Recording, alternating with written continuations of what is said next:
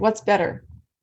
If I said to you, here's a check, and you wanted more money, will you be able to cash the check that has the amount on it that says more? No, you won't. You need to have a specific number. So you want to be specific with what you're creating in your vision. You also want to have that positive approach goals. So I know what you mean by, you want to be, for example, pain-free or debt-free. But if you want to be debt-free and you're worried about your bills, but you have all these debts, and then no matter how, at the end of the month, you always have these bills and debts, and you don't know how you're going to get out to being debt-free. And you'd love to be debt-free. I see where you're going towards, but in that little 20-second blurb, I said the word debt probably 4 or 5 times.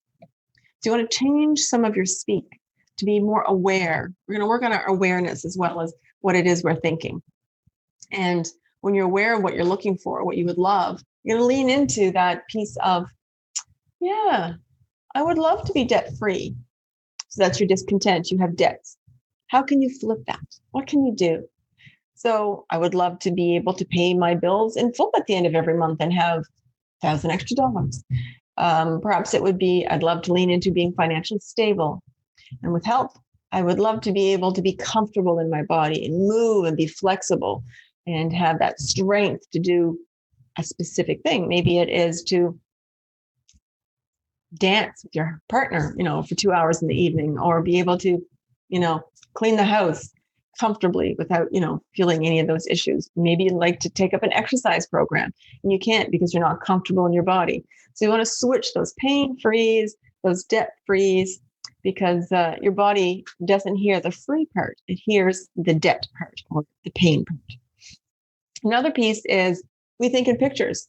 So if I said to you, don't think of an elephant, how many of you thought of an elephant? Exactly. So none of you thought about a mouse or your house. So we think in pictures, and you also didn't see the word ELEPHANT. We think in pictures. So we want to make sure we're very clear with what instructions we're giving the universe in our vision, because when we're clear in our instructions, it's very definitive in the resources that we get. Remembering, you don't get to not think. So you might as well think about the things that you love and make the effort to lean into the focusing on what you would love. And as I said, 99% of what you're doing is the thinking part. It's not the how that's going to get you there. If you spend a lot of your focus on the how, you're not going to get what you would love. You're not going to achieve. You're not going to be what you'd love to have and do. It's the thinking part that gets you there. So lean into the thinking, and then the resources will appear. They'll become apparent to you. Maybe not obviously at first, but something else will turn into something else, turns into something else, and then you get those results. The thinking is the most important piece. The how will follow. And if you're having challenges with your thinking, let's look at this a different way. So you're thinking, you have a variety of different thoughts. And as you're having the different thoughts, when you think something, that vibration of your thought creates a feeling tone. And our feelings are expressed as emotions. So if you're driving in traffic and somebody cuts you off, your thought is, oh, someone cut me off. Or is it, oh, someone cut me off? Two very distinct levels of feeling. Someone cut me off, and you just get more aggressive with your driving. Your action followed your feeling. You got more aggressive with your driving. And the result is you may be irritable, stressed, unhappy for the majority of your day. But if your thought was different, oh, this guy cut me off. Oh, I hope he's okay. Whatever he needs to be in a rush. Or as the car sped by in front of you, you realize that, oh, they rushed over to that exit. Oh, that's the hospital exit.